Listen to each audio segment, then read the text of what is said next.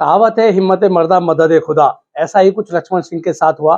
कक्षा 9 में फेल होने के बाद उसके बाद ग्रेजुएशन में 5 बार असफल रहे, लेकिन उन्होंने हिम्मत नहीं हारी और आज उसका नतीजा है कि उन्होंने पीएचडी करने के साथ-साथ 12 सब्जेक्ट में नेट भी क्वालीफाई किया है। लक्ष्मण सिंह हमारे साथ हैं, अभी ईरान में इस्लामिक स्टडी पर काम कर रहे हैं।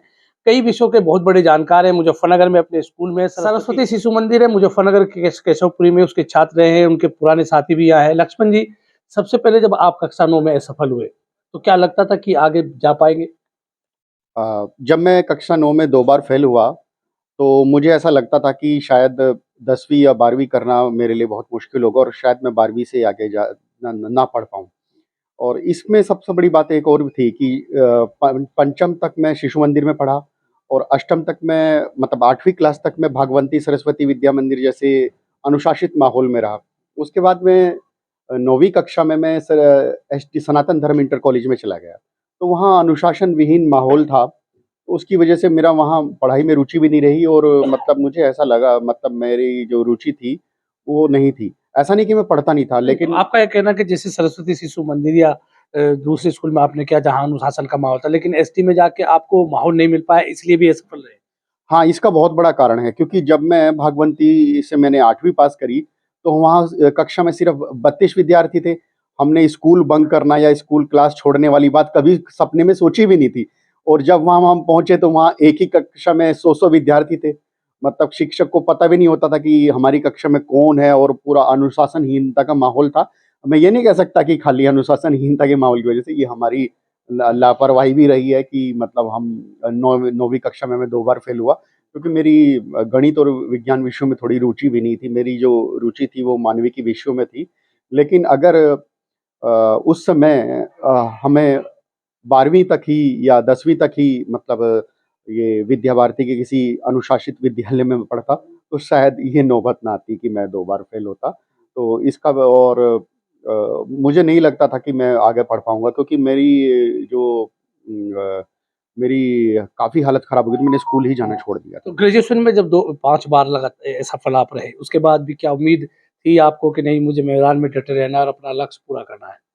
हाँ, जब मैं 12वीं करके मैंने पहली बार में जवाहरलाल नेहरू विश्वविद्यालय की प्रवेश परीक्षा पास कर ली और मेरा चीनी भाषा मैंने पढ़ने का तय किया था जब मैं 10वीं या 11वीं क्लास में था, लेकिन वहाँ भी मैं चल नहीं पाया और मैं फ़ेल हो गया। उसके बाद मैंने मेरठ यूनिवर्सिटी से प्राइवेट फ़ॉर्म भरा और मैं वहाँ भी फ़ेल हो गया। उसके बाद मैं दिल्ली यूनिवर्सिटी गया तो वहाँ भी मैं 2 बार फ़ेल हुआ। बड़ी मुश्किल से मेरी तृतीय श्रेणी से बैचलर डिग्री में ले पाया और उस समय यही सपना था कि बस बीए किसी तरीके से हो जाए तो बहुत बड़ी बात होगी। सपना क्या था आपका? लगातार आप असफल होने के बावजूद भी मैदान में डटे रहे। क्या एक सपना था, क्या एक लक्ष्य था लक्ष्मण सिंह का? मैं आपको बहुत ईमानदारी से बताऊँ वैसे ये सबकी निजी रुचि हो सकती है या व्यक्तिक लक्ष्य हो सकते हैं, क्योंकि लोगों को लगता है कि जीवन का लक्ष्य है कि फला पद को प्राप्त कर लेना। मैंने कभी भी अपने जीवन में कोई लक्ष्य नहीं बनाया। मैं अल्पकालिक लक्ष्य बनाता हूँ जो 6 महीने के और साल भर के होते हैं, कि अब किसी पर्टिकुलर एग्ज़ाम को पास करना है तो मेरे अल्प और मैं ये जो आजीविका के साधन है इन्हें जीवन का लक्ष्य नहीं मानता कि आईएएस बन जाना या ऐसा। जिसे अगर मुझे ऐसा महसूस होता है कि इससे बढ़ के सिविल सर्विसेज़ या कुछ भी बहुत सारे लोग बोलते हैं, इससे ब अगर मुझे लगता है कि इससे बढ़ के कुछ हो नहीं सकता तो मैं आज हो चुका होता। 12 सब्जेक्ट में आपने क्वालीफाई किया, कौन-कौन से वो सब्जेक्ट हैं? मैंने 12 सब्जेक्ट में नेट क्वालीफाई किया है। सबसे पहले मैंने इंडियन कल्चर में यूजीसी नेट पास किया। उसके बाद मैंने डांस और ड्रामा दोनों में जेआरएफ किया। उसके बाद पॉलिटिकल साइंस में नेट किया, उसके बाद सोशियोलॉजी में नेट किया, फिर उसके बाद अरब कल्चर और इस्लामिक स्टडीज़ में नेट किया। जैन जैन अध्ययन, गांधी अध्ययन और शांति अध्ययन और बौद्ध अध्ययन में मैंने नेट किया। उसके बाद मैंने धर्मों के तुलनात्मक अध्ययन सब्जेक्ट में मैंने नेट पास किया और एंथ्रोपोलॉजी जो नरशास्त्र विषय है उसमें मेरा कभी भी 5 नंबर की वजह से, क्योंकि मैं कभी भी आज तक एग्ज़ाम में कभी तैयारी करके नहीं गया, तो 5 नंबर से मेरा नेट नहीं हुआ है और हिंदू स्टडीज़ में भी मेरा पिछली बार नहीं हुआ। मेरी आदत है कि मैं आज तक मैंने डांस के जेआरएफ के अलावा कभी भी किसी एग्ज़ाम की आज तक तैयारी नहीं की है। मैं जैसे ही जाता हूँ, मैं 5-6 घंटे रेगुलर पढ़ता हूँ और मेरा पढ़ने का जो दायरा है वो एक विषय तक सीमित नहीं है। मुझे जो भी कुछ अच्छा लगता है मैं पढ़ना शुरू कर देता हूँ। मुझे इस बात से कोई मतलब नहीं है किसी एग्ज़ाम में आएगा नहीं, मैं मज़े के लिए पढ़ता हूँ। तो लक्ष्मण सिंह जी, आपको एक अवार्ड भी मिला, कौन-सी एक बुक है जिसमें आपका नाम दर्ज हुआ है? हाँ, मेरा नाम जो है इंडिया बुक ऑफ रिकॉर्ड में दर्ज हुआ है, क्योंकि ये नेशनल रिकॉर्ड है। पूरे देश में किसी के पास भी 12 सब्जेक्ट में नेट नहीं है। जो मेरे से कम सब्जेक्ट में नेट है, उसके पास 6 सब्जेक्ट में है। मैं भी अगर आप भी अगर चाहूँ तो मैं एक-एक हफ्ते की तैयारी में 24 और सब्जेक्ट में निकाल सकता हूँ। मतलब टोटल 36 हो जाएँगे। अभी आप ईरान में भी है, वहाँ भी इस्लामिक स्टडी पर आप काम कर रहे हैं। क्या लगता है आपने जैन धर्म, बौद्ध धर्म, इस्लाम और हिंदुत्व धर्म के सब पे काम किया है। क्या इसके पीछे क्या मकसद है आपका? मेरा मानना है कि जो मनुष्य को जो संचालित करने वाली जो सबसे बड़ी जो फ़ोर्स है, वो मतलब जो उनकी नैसर्गिक इच्छाएँ, उसके बाद जो सबसे बड़ा जो कारक है, जो मनुष्य के जीवन को प्रभावित करता है, वो धर्म है।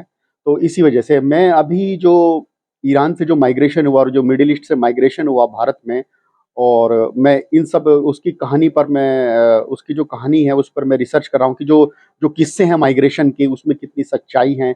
जैसे तो आपको पता ही होगा कि हमारा शहर मुज़फ़्फ़रनगर भी एक ईरानी माइग्रेंट थे, मुज़फ़्फ़र अली खां, उन्होंने बसाया। तो इसकी वजह से मेरी इन सब विषयों में रुचि हुई है, और कई बार इस टॉपिक्स पर और इस्लाम और बाकी जो तुलनात्मक अध्ययन विषयों पर मेरे ईरान टीवी पर और बाकी मिडल ईस्ट के कई टीवीज़ पर मेरे इंटरव्यू भी आए और मैंने वहाँ व्याख्यान भी दिए हैं।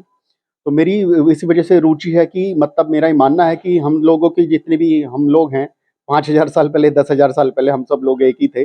और जो धर्म है, इसके 2 पक्ष हैं। एक तो ये हमें विखंडित भी करता है और एकत्व रूप भी प्रदान करता है। तो मैं इसके दोनों पक्षों को दिखाना चाहता हूँ कि कहाँ हम एक हैं और कहाँ हमारे अंदर वैविध्यता है, जो विविधता है। आज आप सरस्वती शिशु मंदिर में यहाँ से 1 कक्षा 1 से 5 तक आपने पढ़ाई की। कैसा लगता है यहाँ स्कूल में आए, पुराने अपने स्कूल में? मुझे आज बहुत ही अच्छा महसूस हो रहा है और मुझे बहुत आह्लाद का अनुभव हो रहा है, क्योंकि आज मैं 32 साल बाद आया और मेरी यहाँ से बहुत अच्छी स्मृतियाँ जुड़ी हुई हैं। और ये शिशु मंदिर की ही एक जो पढ़ाई है, जिसकी वजह से मैं यहाँ पहुँचा, उसने मुझे एक बहुत ही उत्तम नींव प्रदान करी।